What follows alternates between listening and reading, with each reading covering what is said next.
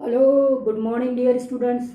तो अभी हमने वेक्टर स्टार्ट कर लिया है और आपने आई होप दैट कि इस लेक्चर्स के पहले आपने दोनों वीडियो लेक्चर्स चेकआउट कर लिए होंगे और आप धीरे धीरे वेक्टर्स के बेसिक्स आपके स्ट्रांग होंगे।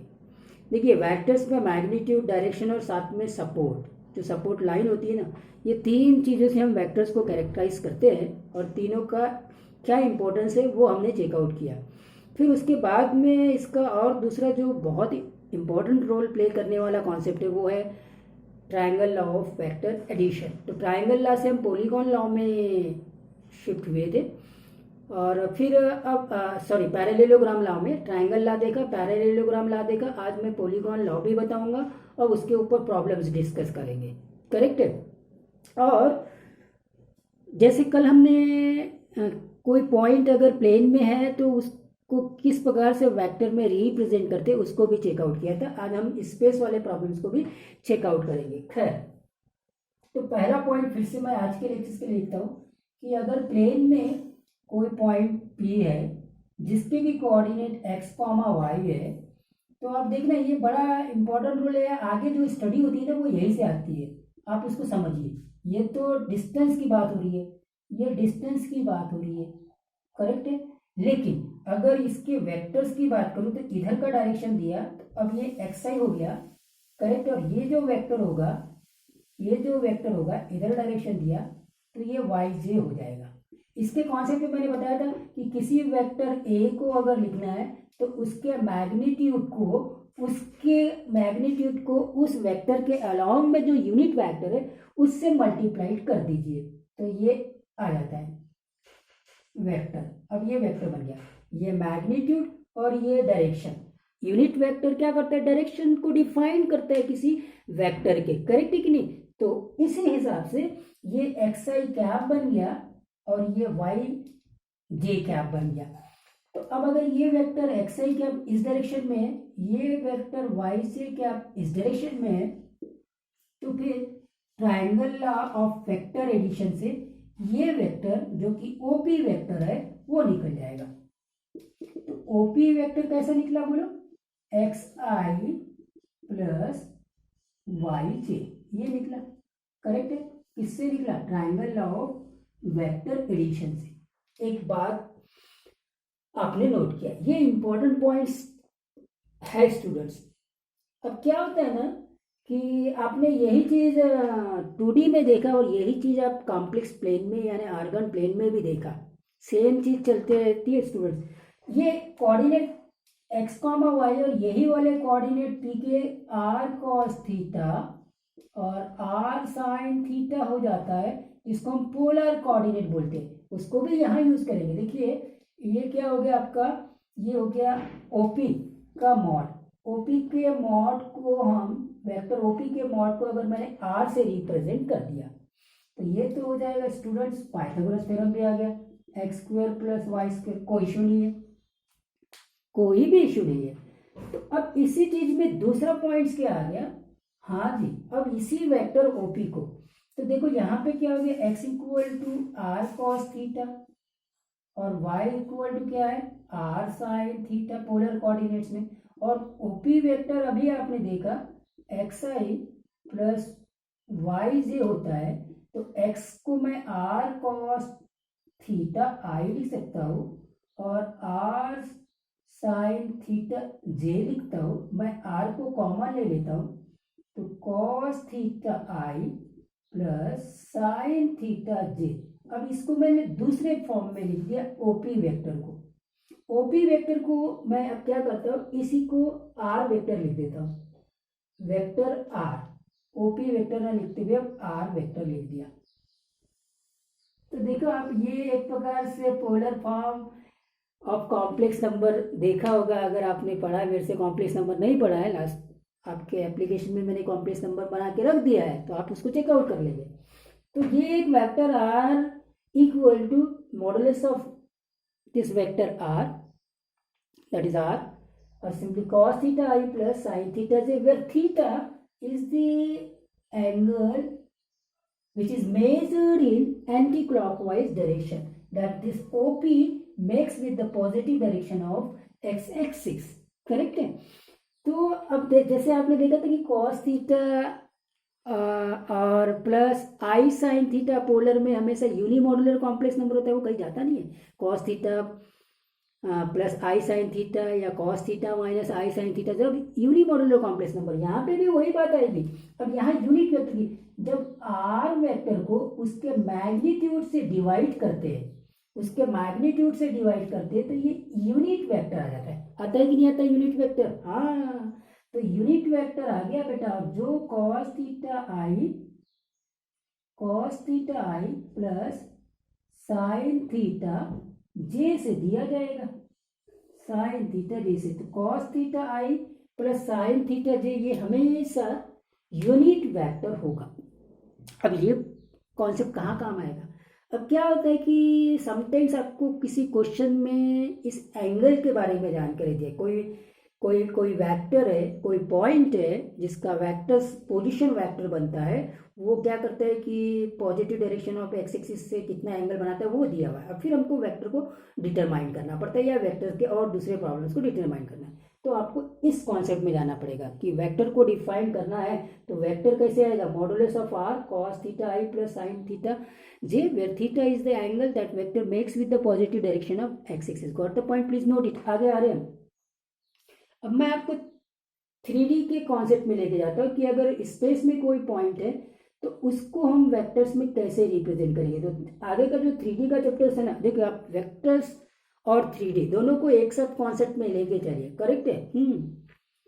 फाइन, इसको नोट कर लिया। चलिए वीडियो को पॉज कर लेना, नोट कर लेना। अब मैं आ रहा हूँ किसी पॉइंट्स को, अच्छा एक काम करते हैं, प्लेन में ही दूसरे वेक्टर्स को देखते, तीसरे पॉइंट्स को देखते। चलिए ये प्लेन है और ये पॉइंट ए है, तो ये इसका पोजीशन वेक्टर हो गया ओ ए, और ये कोई पॉइंट बी है तो ये इसका पोजीशन वेक्टर हो गया। तो ये वेक्टर ओ ए, ये vector O B. Now I want to find out this A B vector. A B vector कैसे आएगा? आपने ट्रायंगल ला लगा देना है। ट्रायंगल ला कैसे लगाएंगे मुझे बताइए। अगर ये इधर से जा रहे हैं तो ये इधर से चले जाओ, तो अब यहाँ ट्रायंगल ला आ जाएगा, तो ए बी वेक्टर निकल जाएगा। A B vector O B minus O A vector आएगा। चेकआउट करो कैसे, बोलो। ये एक्चुअली में O A plus A B equal to O B ये बना था। अब जरा ध्यान से रखना डायरेक्शन में, ट्रायंगल ला से O A plus A B equal to O B, O A plus A B equal to O B. अब यहाँ चेक करो, ओ इधर है, बी उधर है। ओ ए यानी ओ से ए तक गए, ए से बी तक गए, डायरेक्टली ओ बी। मतलब फिगर नहीं भी बनाए ना तो आप इससे देख के बना सकते हैं कि O A plus A B equal to O B. Got the point जो मैं बताना चाहता था? हाँ क्लियर, ठीक है। तो ए बी आ गया बेटा, O B minus O A vector. अब ये क्या है? ये position vector of point B है, और ये क्या है? Position vector of point A है। करेक्ट है? तो ए बी वेक्टर डायरेक्टली निकल जाएगा। ए बी वेक्टर क्या है? Position vector of B minus position vector of A. लिख लो, ट्राइंगल ला से ही निकला है। याद भी रखना है, समझना भी है। आपने समझ लिया डायरेक्टली और फिर सीधा निकाल लिया। तो पोजीशन वेक्टर किसी भी पॉइंट से निकालना बहुत आसान है। सपोज करो ए मेरा ऐसा है 1,2 और बी मेरा, अब ये थोड़ा बोर्ड लेवल का पैटर्न में मैं बता रहा हूँ आपको, 3 and 4। ये सिंपली जो मैंने अभी ये टॉपिक ले लिया, ये आपके सीबीएसई स्टेट बोर्ड्स में छोटे छोटे प्रॉब्लम्स होते हैं। तो बोलो इसका पोजीशन वेक्टर मतलब ओ ए वेक्टर हो जाएगा। ओ ए वेक्टर मतलब आप कैसे लिखते हैं? 1i प्लस 2j, मतलब i प्लस 2j।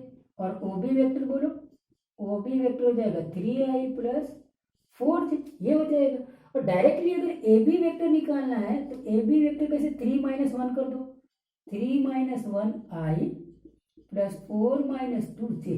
करेक्ट है? तो ये हो जाएगा 2i प्लस 2j। ये बना आपका ए बी वेक्टर। डायरेक्टली यहां से कर देना। तो ये पोजीशन वेक्टर का कॉन्सेप्ट है, इसके ऊपर बहुत सारे प्रॉब्लम बोर्ड लेवल पे आते हैं। ये हमारे लिए तो बहुत छोटी बात होती है, जब हम IIT जेईई में पढ़ते हैं तो इसको एकदम इमीडिएटली आगे बढ़ा देते हैं। करेक्ट है, ठीक है साहब, इसको भी नोट कर लीजिए। आगे बात करते हैं, 3D स्पेस में आते हैं। फाइन, तो नोट कर लिया होगा आपने, वीडियो को पॉज कर लीजिए, नोट कर लीजिए, ठीक। फाइन, अब आते हैं स्टूडेंट्स नेक्स्ट पे। आप इसको चेकआउट करिए कि अगर स्पेस में कोई पॉइंट है, मैं फिगर यहाँ बनाता हूँ। स्पेस में कोई पॉइंट है, एक्स एक्सिस, वाई एक्सिस और जेड एक्सिस। अब ये पूरा टाइम मैं इसी में आपको शायद इस पूरे लेक्चर में इसके ऊपर डिस्कस करूँगा, क्योंकि बहुत सारे स्टूडेंट्स को यहाँ पे बहुत कन्फ्यूजन रहता है, समझ में नहीं आता। याद कर लेते, ये एक्स एक्सिस है, ये वाई एक्सिस है और ये जेड एक्सिस है। गॉट द पॉइंट, ठीक। एक्स एक्सिस के अलाउंग में आई कैप होता है, वाई एक्सिस के अलाउंग में जे कैप होता है, जेड एक्सिस के अलाउंग में। अच्छा, अब यहाँ पे भी एक चीज को नोट करना कि ये दोनों लाइंस परपेंडिकुलर दिखते हैं, लेकिन ये इसके ऊपर 3D का इस कॉन्सेप्ट ही ऐसा होता है। 3D को आप ऐसे प्लॉट करते हैं, लेकिन यहाँ पे तीनों एक्सिस म्यूचुअली परपेंडिकुलर होते हैं। अगर आपको ये बात देखना है तो आप क्या करें, आप किसी भी रूम में अगर होंगे अभी, तो आप देख लीजिए, आपके जो ग्राउंड है, जमीन है, जो आपका फ्लोर है, उसमें दो एक्सिस दिखेंगे, वो दोनों एक्सिस के ऊपर परपेंडिकुलर हो गए। और जो दीवार के बीच में जो लाइन दिख रही होगी, जो आपने वॉल्स रखी हुई है, उस वॉल्स में जो बीच में लाइन दिख रही है, वो आपकी तीसरी एक्सिस होगी। तो तीसरी एक्सिस को देखिए, तो वो पहले दोनों एक्सिस के ऊपर परपेंडिकुलर है, दिख गया वहाँ पे। तो उसको ड्रॉ ऐसे करते हैं। तो ड्रॉ करने के टाइम पे ये परपेंडिकुलर देखने की आदत हमको लोअर क्लासेस से चले आ रही है। तो ये परपेंडिकुलर दिखता है 90, अगर ये परपेंडिकुलर नहीं दिखता, ये परपेंडिकुलर नहीं दिखता है। तो इसीलिए 3D में भी मैं एक्सप्लेन करते जा रहा हूँ, धीरे धीरे आगे बढ़ेंगे हम 3D के लिए। तो तीनों म्यूचुअली परपेंडिकुलर एक्सिस होते हैं, ठीक है। और प्लेन्स कैसे होते हैं इसमें मालूम है, ये XY प्लेन हो गया, ये जो प्लेन है XY plane, 3 mutually perpendicular planes होते हैं। और ये ZY प्लेन हो गया, और ये आपका XZ प्लेन हो गया, ऐसे। ये तीनों प्लेन भी म्यूचुअली परपेंडिकुलर होते हैं। Got the point. चलिए फिलहाल तो अब ये बात को मैं यहीं पे खत्म करता हूँ, प्लेन और म्यूचुअली परपेंडिकुलर का। मुझे तो आना है वेक्टर्स के ऊपर। एक पॉइंट जो P है, वो अगर यहाँ कहीं है, जिसके कोऑर्डिनेट x, y, z है। अब इसके भी ज़्यादा मैं डिटेल्स में अभी नहीं जाता। मैं ये मान रहा हूँ कि ये प्लेन स्पेस में एक पॉइंट है जिसके कोऑर्डिनेट x, y, z है, और इस वेक्टर को मुझे रिप्रेजेंट करना है, ठीक है साहब। x, y, z है। हाँ, तो हम तो जान लेते हैं कि OP वेक्टर क्या आता है, xi plus yj plus z के। कोई इशू नहीं है। अब आपने इसको सिंपली याद कर लिया, लेकिन बात को प्रॉपरली समझा नहीं है। ये भी ट्रायंगल लॉ से आता है, और इसमें जो कॉन्सेप्ट हम यूज करते हैं ना, वो 3D में बहुत वाइटल रोल प्ले करते हैं। जैसे माना 3 म्यूचुअली परपेंडिकुलर एक्सिस है और 3 म्यूचुअली परपेंडिकुलर प्लेन्स है, ठीक है, फाइन। अब आते हैं यहां से, क्या करो, आप पहले एक क्यूबाइड बना लो, क्यूबाइड बना लीजिए। अब आप नोट करेंगे, जैसे ही आप ये क्यूबाइड बनाते हैं, तो ये क्यूबाइड क्या कर रहा है, इन एक्सिस को, एक्स एक्सिस, वाई एक्सिस और जेड एक्सिस को किसी पर्टिकुलर पॉइंट्स के ऊपर काट रहा है, इंटरसेक्ट कर रहा है। करेक्ट है। इस सारी चीज़ों को अब आप नोट करेंगे। मुझे लगता है कि अब ये पूरा डिस्कशन इसी में चलेगा। करेक्ट है, सो दैट मैं 3D में इतना डिटेल्स में नहीं बताऊंगा, और ये वीडियो शायद खत्म हो जाएगा उसमें, ठीक है साहब। ये पॉइंट P के कोऑर्डिनेट x, y, z है। अगर इसने इसको यहाँ कट किया और इसका कोऑर्डिनेट x, y, z है, ठीक है, x, y, z है। इसका मतलब ये जो पॉइंट को मैंने सपोज करो A नाम दिया, तो ये OA लेंथ है ना, ये x हो जाएगा। लिखो, OA लेंथ x हो जाएगा, तो OA वेक्टर मिल गया। OA वेक्टर x i क्या हो जाएगा, क्योंकि x एक्सिस के अलावा में i क्या होता है, x एक्सिस के अलावा में i क्या होता है। करेक्ट है। अगर इसने इसको B पे इंटरसेक्ट किया है, इस क्यूबाइड ने, ठीक है, इस क्यूबाइड ने अगर इसको B पे इंटरसेक्ट किया है, तो OB का लेंथ होगा ना, OB का लेंथ लिख लो, OB का लेंथ y होगा, सो दैट इसका y कोऑर्डिनेट ये y है। Got the point. यस, अगर OB y है तो OB वेक्टर yj होगा। सिमिलरली अगर ये OAB ये C हो गया, तो OC का लेंथ जो होगा ना, वो इसका z कोऑर्डिनेट होगा।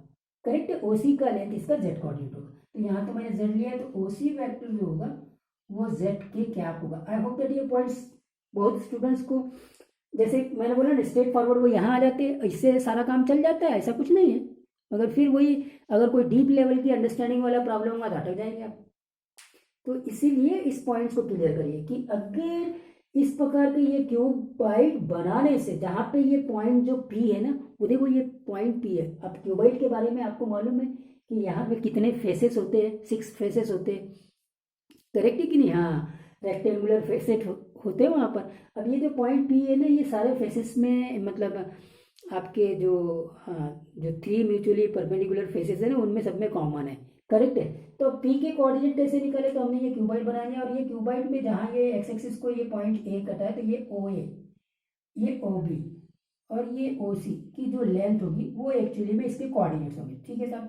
अब वेक्टर्स के कॉन्सेप्ट में आ गए, ये भी बात क्लियर हो गई, ये बात क्लियर होगी सबको, कोऑर्डिनेट्स और फिर ये वेक्टर्स। अब आते इसको रिप्रेजेंट करने का, तो मुझे ओबी वेक्टर ओपी वेक्टर निकालना है। ओ ए वेक्टर क्या मिल गया, अभी मुझे देख लिया ओ ए वेक्टर, ओके। अब ये वेक्टर को देखो, इस वेक्टर की बात करेंगे तो ये अगर एक पॉइंट मैंने डी ले लिया, तो ए डी जो वेक्टर है वो एक्चुअली में पैरेलल वेक्टर हो गया, इक्वल और पैरेलल हो गया, सेम डायरेक्शन हो गया ओबी वेक्टर के, है ना। देखो जो ओबी वेक्टर का डायरेक्शन है वही एडी वेक्टर का डायरेक्शन हो जाएगा, और क्योंकि यहाँ पे रेक्टेंगल्स बनते हैं तो वो मैग्नीट्यूड में भी सेम होंगे। मतलब ये एडी वेक्टर जो है इसको मैं लिख सकता हूँ OB vector that is equal to Y J. तो अब डियर स्टूडेंट्स, अब यहाँ से आप ट्रायंगल लगा के ओडी वेक्टर निकाल सकते हैं। ओडी वेक्टर निकल गया, बोलो ओडी वेक्टर कैसे आया? OD vector O A plus A D, O A plus A D, O A कितना है एक्स आई है, ए डी कितना है वाई जे है, ये मिल गया ओडी वेक्टर। मुझे तो ओपी वेक्टर निकालना है। अब इस ट्रायंगल में आते, ये और ये इधर डायरेक्शन दे दो, इधर डायरेक्शन दे दिया, मतलब ये वाले इसके इक्वल है, करेक्ट है, ये इसके इक्वल है, ये इसके इक्वल है, ओसी इसके इक्वल है और ये इसके इक्वल है, सेम डायरेक्शन दे दिया, गॉट द पॉइंट, ठीक है साहब। तो डीपी वेक्टर देखते हैं, तो डीपी वेक्टर एक्चुअली में किसके बराबर है? ये ओसी वेक्टर के। ओसी वेक्टर क्या है? जेड के है। ओसी वेक्टर क्या है? जेड के है, करेक्ट है कि नहीं? हाँ जी। तो अब डियर स्टूडेंट्स यहाँ से आगे ओपी वेक्टर अगर ट्रायंगल है लगाता हूँ, ओडी, ओडी के बाद में क्या आ गया? डीपी, करेक्ट है। ओडी प्लस डीपी, ओडी क्या है बोलो? एक्स आई प्लस वाई जे, और फिर डीपी देखेंगे तो आप जेड के। तो ये आ गया position vector of the point P having the coordinate x comma y comma z, then the OP vector is x i plus y j plus z k. I hope that ये points सबको अब clear हुआ होगा। इस lectures को, इस जो मैंने अभी बोला है उसको आप रिपीट कर लीजिए, आपको सारे पॉइंट्स क्लियर हो जाएंगे। फाइन, तो वेरी गुड, ये पॉइंट्स भी क्लियर हो गया। तो इसीलिए अब अगर मान लीजिए कोई पॉइंट पी 1,2,3 है, तो ओपी वेक्टर जो बन जाएगा ना आई प्लस 2j प्लस 3 के होता है, करेक्ट है। अगर कोई पॉइंट Q2,1,3 है तो अब ओक्यू वेक्टर क्या हो जाएगा? ओक्यू वेक्टर हो जाएगा 2i प्लस j प्लस 3 के। और अगर पी क्यू वेक्टर निकालना है तो पोजिशन वेक्टर के हिसाब से डायरेक्टली निकल जाएगा, 2 में से 1 गया तो i, 1 में से 2 गया तो माइनस i माइनस j, और 3 में से 3 गया तो प्लस 0 के, करेक्ट। ये बन जाएगा पी क्यू वेक्टर। तो ये सारे वेक्टर्स को अब आप इजीली निकाल सकते हैं, यहाँ कोई भी इश्यू नहीं होना चाहिए, ठीक है। नोट कर लीजिए, डिस्कशन को आगे बढ़ता 2 मिनट का कोई ना कोई क्वेश्चन लेता क्योंकि टाइम है अभी। तो स्टूडेंट्स, अब फंडामेंटल्स में मैं पॉलीगॉन लॉग को बता रहा हूँ, लास्ट कर देता हूँ इसको। आपने तीनों लेक्चर्स में पूरे फंडामेंटल्स देखे, बेसिक्स देखे वेक्टर्स के। तो देखो ट्रायंगल ला तो देख लिया था आपने, ट्रायंगल ला ओके हो गया जी। Triangle La A B C, तो ये अगर बी सी और ये ए सी है तो ट्रायंगल ला के अनुसार ये इधर हो जाएगा, ये ए है ये बी है तो ये सी बनेगा, और ये सी कैसे आ जाएगा? ए प्लस बी, डायरेक्शन के हिसाब से, ठीक है साहब। पैरेललोग्राम ला पे भी आ गए तो वही चीज़ बनती है, लेलोग्राम, ओके, ये पैरेललोग्राम में क्या होता था कि अगर ये वेक्टर ए और ये वेक्टर बी जो कि इसकी एडजेसेंट साइड्स को रिप्रेजेंट करते, दोनों को इनिशियल है, तो जो डायगोनल जो इन दोनों वेक्टर्स के साथ में को इनिशियल होगा वो ए प्लस बी होगा। करेक्ट है। एक्चुअली में यहाँ पे भी ट्रायंगल आया है, अगर ये वेक्टर बी है तो यही सेम डायरेक्शन में वेक्टर बी हो जाएगा, तो देखो ए प्लस बी कर देंगे, ट्रायंगल ला भी आ गया।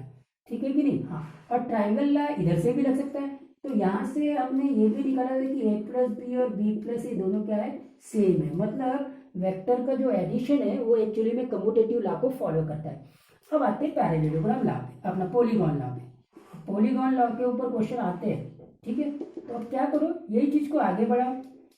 अब ये चीज को कैसे आगे बढ़ाएंगे देखते हैं, ठीक है साहब। ये किया मैंने और ये किया, ये वेक्टर ए है और ये वेक्टर बी है, दिख रहा है? Okay fine. तो डेफिनेटली ये जो वेक्टर का डायरेक्शन होगा ये ए प्लस बी होगा, कोई इशू नहीं है। अगर यहाँ मैंने एक वेक्टर ले लिया सी इस डायरेक्शन में, तो अगर आप देखेंगे इसको, देखो इस वाले ट्रायंगल में ये वाला जो वेक्टर होगा, ये वेक्टर क्या होगा बोलो, बी प्लस सी होगा, होगा कि नहीं होगा? हाँ करेक्ट है।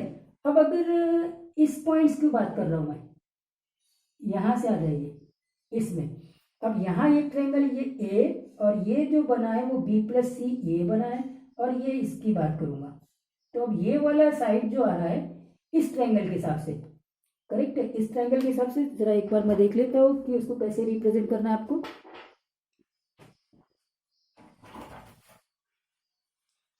फाइन, तो आप ट्रायंगल को देख लीजिए, वहां पे मैंने कौन से ट्रायंगल की बात करनी है, तो मैं इस ट्रायंगल की बात कर रहा हूँ। इस ट्रायंगल से आप नोट कर लीजिए, इस ट्रायंगल में ये वेक्टर ये है, ये वाली साइड बी प्लस सी है, तो ये वाली साइड हो जाएगी ए प्लस और ये बी प्लस सी ये होगी, करेक्ट है। ओके फाइन, अब आते हैं हम दूसरे ट्रायंगल्स के ऊपर।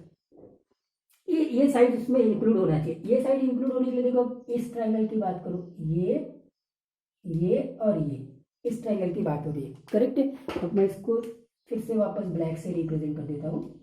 इस ट्रायंगल पे वापस देखो, ये वाली साइड की लेंथ कितनी है, ए प्लस बी है, ए प्लस बी, और फिर ये वाले साइड की लेंथ सी है, तो ये दोनों तरीके से सेम साइड्स को रिप्रेजेंट कर रहा है, मतलब यहाँ से मुझे ए प्लस बी प्लस सी ये इक्वल मिला ए प्लस बी प्लस सी, मतलब ये एसोसिएटिव लॉ को भी फॉलो करते हैं, वेक्टर एडिशन एसोसिएटिव लॉ को भी फॉलो करते हैं, तो vector addition also follows the associative law. तो ये पॉलीगॉन लॉ है डियर स्टूडेंट, फिर इसको आगे बढ़ाते जाइए, जितना आगे बढ़ाते जाएंगे कोई इशू नहीं आएगा। Got the point? Same way में आप इसको एक्सटेंड कर सकते हैं, तो इनके ऊपर प्रॉब्लम्स मैं नेक्स्ट वीडियो में डिस्कस करता हूँ, ठीक है। तो ऑलमोस्ट जितने भी फंडामेंटल्स कॉन्सेप्ट थे ना, इसके मैंने यहाँ पे वेक्टर्स के सारे डिस्कस कर लिए। आई होप दैट आप सब लोगों को बेसिक्स क्लियर हो गया होगा।